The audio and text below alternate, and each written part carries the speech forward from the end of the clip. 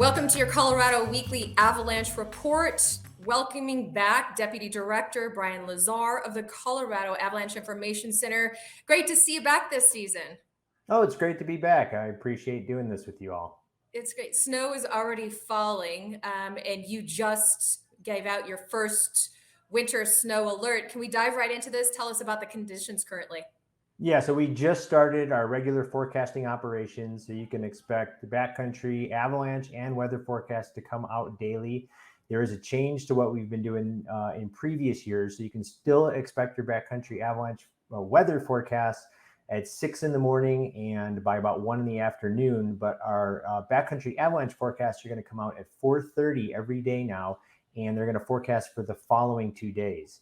And we have started the season with a bunch of new snow. So we already have to be thinking about avalanches.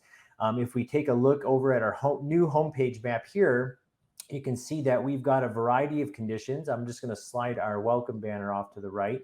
And you can see we've got anywhere from low danger in the northern and portions of the central mountains to moderate and considerable danger down in the southern mountains. And this is going to be with us kind of as we move into Friday. Snow continues through the weekend, but danger should gradually start to ease off. So it already looks like there's a lot of activity up in the mountains with snowfall. What can you tell us about that? Yeah, I mean, it's been a pretty good start to the snow season. We got, pretty good storms to close out the month of October. And then that left kind of our base coverage across most mountain areas. It was the portions of the central mountains that tend to pick up the most snow at the end of October. And so those have the deepest snowpack, which is around 2 feet. And that's in areas from the Grand Mesa through the Elk Mountains, all the way from essentially, Kebler Pass, Schofield Pass, all the way to the Aspen ski areas. So that laid the groundwork. The deepest snow is on high elevation, alpine, north-facing terrain. And so those are still the most problematic slopes. And after that snow at the end of October, we saw some avalanches like this one here, which is our first reported avalanche of the season from Schofield. Yeah, and that was right near Schofield Pass. This was a natural avalanche, but this coincided with those late October storms, just to give you an indication of how things are going to play out. And then shortly after that, we had another avalanche, which took place kind of just over the ridge crest south of Ashcroft here. And you can see this was, a sizable avalanche. It wouldn't have necessarily buried anybody, but getting dragged through really thin snow coverage from rocks like that is quite dangerous. And then just to start off November, we had in that same area south of Ashcroft, a skier triggered avalanche. And in this case, the skier triggered the avalanche one, which they didn't get caught in. Then were caught in this second avalanche and ended up taking about 1,000-foot ride in the slide. Oh my gosh. Yeah, fortunately, getting dragged through rocks for over 1,000 feet, they both walked away, unscathed. So really fortunate this didn't turn out better. But this set the stage for now the storm that started late Wednesday night into Thursday morning. So those avalanches took place before the storm that started very late Wednesday night and into Thursday. Here's a simulation of our high-resolution WRF 2-kilometer model run that's showing the ongoing storm system. And you can see this is another healthy early season storm. And so those reds and pink colors, we're looking at, 2 and even down near Wolf Creek Pass as much as 3 feet out of the storm system. And it's this storm that's going to keep danger a little bit elevated as we move into the weekend. And what we're worried about is the snow accumulating again where there was pre-existing snow cover. So the most problematic slopes are still going to be those northerly facing slopes at higher elevations. A lot of snow coming or expected this weekend as well. So is that something to be alerted by? Yeah, so with continued snowfall as we move into the weekend, the big punch is coming, just prior to the weekend. But we're going to see lighter amounts of snow continue kind of on and off for the next several days and into next week. And what that does is just prevent the avalanche danger from easing as quickly as it otherwise might. And so it's going to be really important that people, check their avalanche forecast. It's really early season. Avalanches are not going to be very big, but taking even a small ride with very thin coverage could certainly end your season early or worse.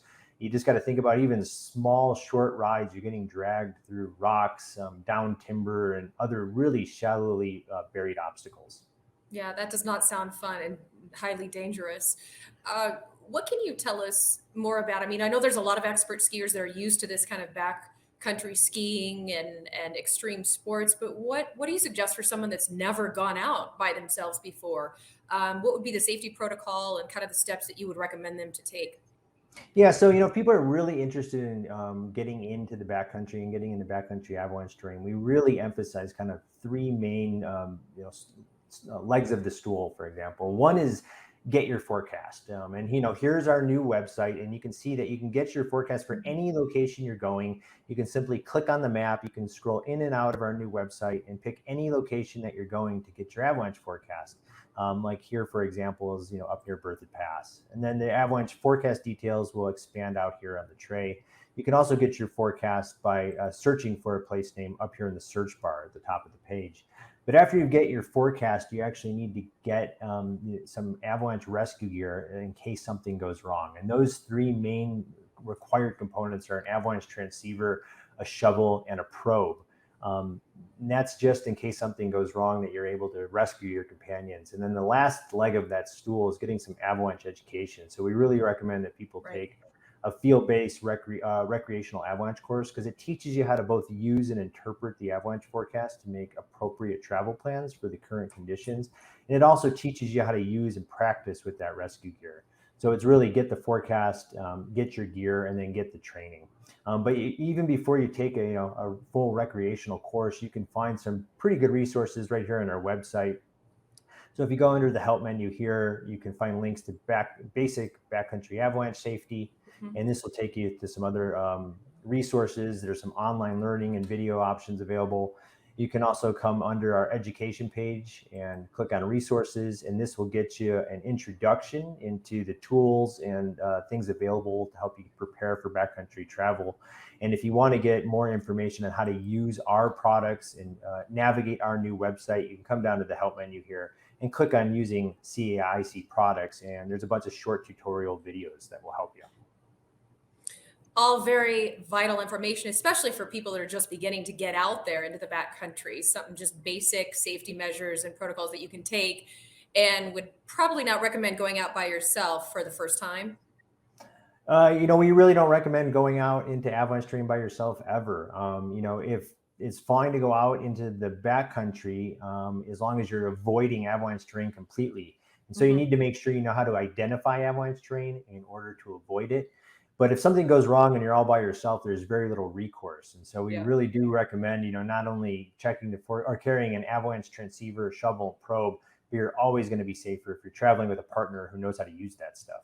Well, and if you're accompanied by an expert, then that always helps, and it makes your trip more enjoyable and less hazardous that way, for sure.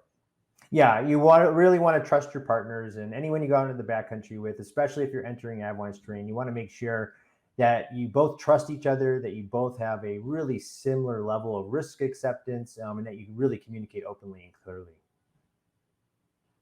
Very important information. Brian, thank you. Great to have you on the show, and welcome back again to a new season. We'll be in touch with you weekly for the updates on our Colorado. Yeah, thanks for having us back. We look forward to the winter season with you all. It is still very early season, so let's keep our enthusiasm in check and not get hurt before we get started. And have fun and let it snow. It's supposed to be a good season this year. Thank you. Thank you.